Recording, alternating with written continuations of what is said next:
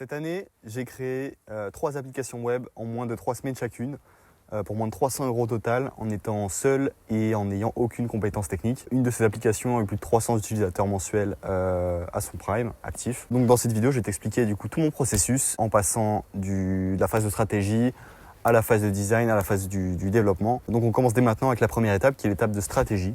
L'étape de stratégie, pour moi, c'est vraiment l'étape la plus importante parce qu'elle va du coup déterminer toute la suite du projet et elle va avoir un impact énorme sur le développement et le design, l'expérience utilisateur et le design de tes interfaces en fait. Donc si tu passes pas un bon moment à réfléchir à ce que toi tu veux, tu vas avoir de gros problèmes par la suite, surtout si tu fais appel à une IA pour t'occuper et t'assister dans le développement. Donc pour ce faire, moi j'utilise en premier lieu NotebookLM. Donc NotebookLM, c'est un logiciel qui est développé par Google. Il y a une option qui s'appelle Discover Sources.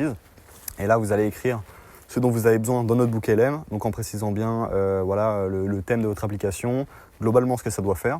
À partir de là, NotebookLM va te sortir une liste de sources. Et dans l'interface de NotebookLM, du coup, tu vas lui demander, à partir de ces sources-là, d'extraire, par exemple, les pain points des utilisateurs qui seront tes utilisateurs cibles dans ton application plus tard. Tu peux également lui demander de faire une analyse sur tes compétiteurs, donc de trouver des sources donc sur les pain points, sur les compétiteurs et ensuite sur les tendances de marché dans ton industrie. Par exemple, si tu as une application dans le domaine du sport, tu peux demander, OK, quelles sont les tendances d'app mobile en sport en France, par exemple. Et il va sortir une liste de sources qui traitent de ce sujet-là. Tu vas ensuite catégoriser toutes ces sources-là en 3 blocs, donc le bloc utilisateur, le bloc tendance et le bloc compétiteur. Donc tu commences par le bloc utilisateur, donc tu vas dans NotebookLM, tu lui demandes ok, est-ce que tu peux m'identifier les pain points principaux de mes futurs utilisateurs. Il va te sortir du coup un document. Tu vas dans Google Docs, tu crées un document du coup à partir de ça. Ce document-là, tu le remets dans NotebookLM et tu le convertis en source. Et ensuite tu vas du coup sélectionner toutes les sources qui vont relever de tes compétiteurs. Donc là, à partir de la synthèse qu'il t'a donnée avant, plus les sources des compétiteurs, tu vas lui dire, OK, si on croise les pain points des utilisateurs et les compétiteurs, est-ce que tu peux m'identifier les segments qui sont inexploités ou sous-exploités par les plus gros concurrents de ce marché-là? Là, il va te sortir un deuxième document. Tu vas dans le doc, tu le crées en PDF, etc. Tu retournes dans NotebookLM et tu te crées une nouvelle source à partir de ce PDF-là. Ensuite, tu prends donc ta synthèse des pain points utilisateurs, ta synthèse des compétiteurs, plus toutes les sources qui sont en lien avec les tendances du marché dans ton secteur. Et tu lui demandes du coup, ok, au vu des pain points utilisateurs et au vu des concurrents, comment est-ce que je peux créer une app qui soit alignée avec les tendances principales du secteur dans lequel je veux développer mon application. Et là, il te sort un troisième document. Tu le prends, tu l'envoies dans le doc, ça te crée un PDF. Donc là, tu te retrouves avec 3 PDF. Un qui va synthétiser les pain points de tes utilisateurs. Un deuxième qui va du coup parler de ce que les compétiteurs ne font pas ou qui font mal pour répondre aux pain points que tu avais identifiés avant. Et un troisième qui va servir des 2 précédents, dans lequel du coup tu vas essayer d'aligner ton application avec les tendances de marché. Donc tu vas aller dans ton LLM de choix. Donc ça peut être ChatGPT, ça peut être Claude, ça peut être Google Gemini. Et tu vas lui demander de te créer ce qu'on appelle un PRD. Un PRD, c'est un Product Requirement Document et c'est un document en fait dans lequel tu vas mettre tout ce dont tu as besoin pour développer ton application. Ça peut être la stack technique, ça peut être les outils à utiliser, ça peut être les besoins utilisateurs, le schéma de la base de données qui va être nécessaire pour développer le projet, etc. Donc tu lui envoies ces 3 documents, tu lui envoies un prompt qui lui demande de te créer un PRD et là il va te sortir du coup pareil un document, surtout avec ChatGPT 5 il va te sortir un truc qui est déjà pas mal. Ensuite tu refais exactement la même opération dans Claude. Par exemple, il va te sortir un deuxième PRD et tu finis dans Grok, donc c'est l'IA de Elon Musk, et tu vas lui demander de prendre les 2 PRD qui ont été générés par ChatGPT et par Claude, de les comparer et de créer le PRD ultime, donc qui va synthétiser et reprendre du coup les points forts des 2 que tu avais générés avant. Et là, tu te retrouves avec un document qui est ultra complet, qui prend en considération les pain points utilisateurs, qui va prendre en considération les compétiteurs et les tendances de marché et qui va mettre tout ça dans un document synthétique qu'on va appeler le PRD. Donc une fois que tu as ça, donc tu peux rester dans Grok et tu peux commencer à lui demander ok, je suis en train de développer cette application, j'ai besoin que tu m'aides à créer des prompts à envoyer dans un assistant de développement. Donc là, l'assistant de développement que j'utilise moi pour lancer mes projets, c'est Bolt, donc bolt.new.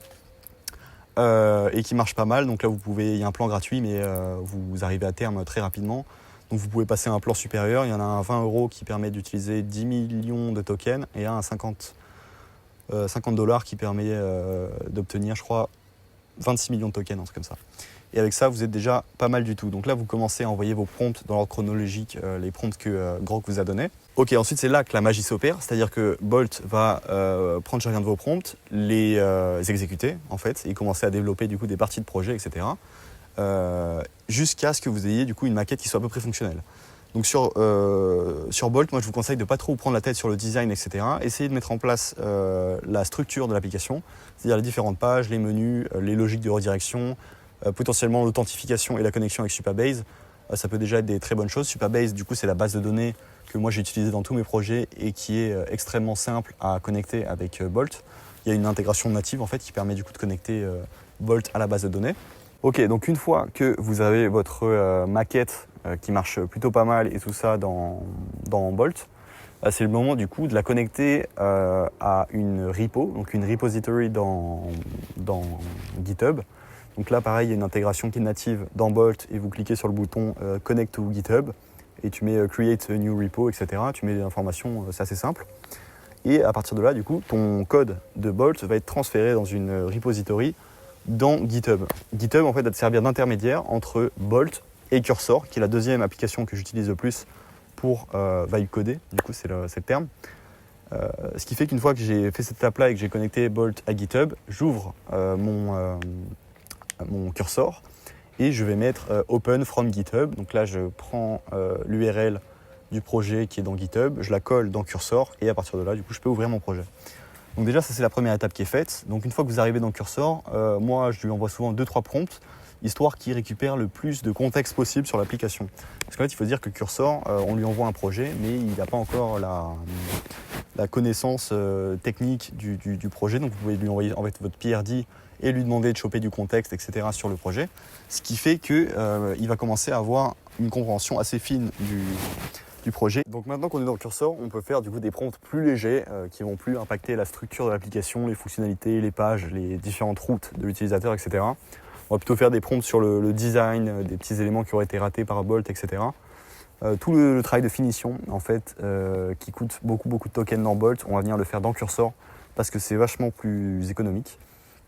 Et ce qui est bien avec Cursor et qu'on ne peut pas forcément faire avec Bolt, c'est qu'on peut le connecter à ce qu'on appelle des MCP servers. Un MCP server, donc un modèle contexte protocole, je crois. Ouais, un truc comme ça. Ça permet de connecter votre agent Cursor à d'autres outils de votre stack. Donc ça peut être par exemple une connexion avec GitHub, ça peut être une connexion avec Supabase si vous utilisez ça comme base de données, ou une connexion avec par exemple une librairie de composants pour votre UI de type ChatCN. Donc moi c'est ce que j'utilise beaucoup. Donc j'utilise deux MCP principaux. J'utilise celui qui va me permettre de connecter mon agent à Supabase. Donc ça c'est un avantage qui est assez fort, c'est qu'en gros si j'ai envie de faire une modification dans ma base de données, Cursor, au lieu de m'envoyer un snippet en SQL, il va simplement exécuter le snippet lui-même. Donc ça c'est assez pratique. J'utilise également un MCP server qui me permet du coup de prendre des composants ChatCN. Donc ChatCN c'est une librairie de composants, donc il peut y avoir par exemple des cartes, il peut y avoir des calendriers, des drop-down menus, etc. En fait ça vous permet d'accélérer votre processus de design en utilisant des composants qui sont déjà existants et qui ont déjà été bien réfléchis. Et du coup, vous avez juste à utiliser ce MCP, à bien préciser à l'agent qu'il faut qu'il utilise le MCP, par exemple pour intégrer tel ou tel composant. Là, il va le faire et votre intégration elle sera beaucoup plus fluide que si vous lui avez juste dit OK, est-ce que tu peux m'intégrer ce menu drop-down dans mon projet. Là, il peut faire des erreurs, il peut manquer des packages à importer, etc. C'est assez chiant. Et c'est un des avantages du Cursor, c'est du coup la connectivité avec tous les outils de votre stack qui s'opère du coup grâce au MCP server. Donc une fois que vous avez un projet qui n'est pas trop dégueu dans Cursor, c'est-à-dire que tout fonctionne, les pages sont bien designées, etc. Il y a l'étape qui est importante du coup à faire avant de déployer votre projet, c'est quand même de vous assurer qu'il n'y a pas de faille ou de problème dans votre application. C'est-à-dire que vous ne pouvez pas vous faire hacker ou extorquer des données ou qu'on ne peut pas envoyer de requêtes par exemple dans votre base de données sans qu'elle soit autorisée.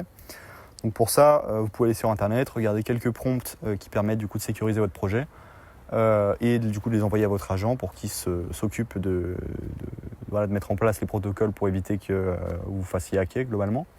Une fois que tout ça c'est fait, vous prenez du coup votre repo. En fait, à la toute fin, quand tout est bon, vous allez demander à l'agent de pusher Donc c'est-à-dire d'envoyer toutes les modifications que vous avez fait sur la code base dans GitHub. Ce qui fait que sur GitHub, vous allez avoir une repo qui va être à jour avec toutes les modifications que vous avez faites, etc. Et vous allez du coup pouvoir l'utiliser pour la déployer dans Netlify. Donc vous allez dans Netlify, vous cliquez Create Project et je crois que c'est Start from GitHub. Vous prenez votre repo, vous la connectez à Netlify et vous faites les étapes pour déployer.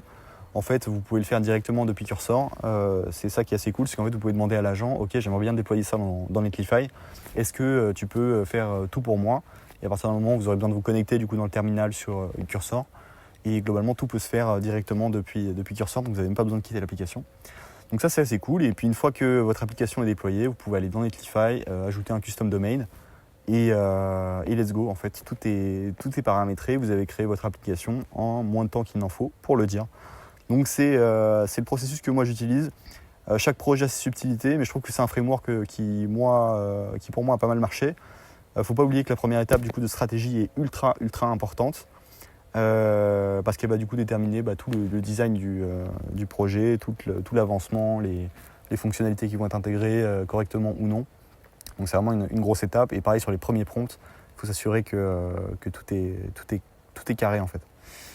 Donc voilà, écoutez, j'espère que ça vous a apporté un peu de valeur et que vous pourrez du coup lancer votre prochain projet ou votre premier projet plus sereinement avec cette vidéo. Et voilà, c'était Armand. Si jamais vous avez besoin d'un web designer pour designer le site de votre application fraîchement créée dans Cursor, écoutez, je suis là. Vous pouvez aller voir dans mon site, ça se passe dans la description. Et si vous êtes un web designer ou un vibe coder, etc., qui se sent un peu seul dans son activité, je suis en train de développer du coup un groupe dans WhatsApp. Il y a un lien, du coup, un formulaire pour rejoindre le groupe qui est également dans la description. Donc ça sera un plaisir du coup d'être en contact avec vous dans ce groupe-là. Écoutez, si ça vous a plu, que ça vous a apporté de la valeur, vous pouvez laisser un commentaire pour me remercier ou me dire ce que vous avez pensé de la vidéo. Et lâcher un petit pouce bleu, vous abonner. C'était Armand et je vous souhaite une très bonne fin de journée ou début de journée. Au revoir.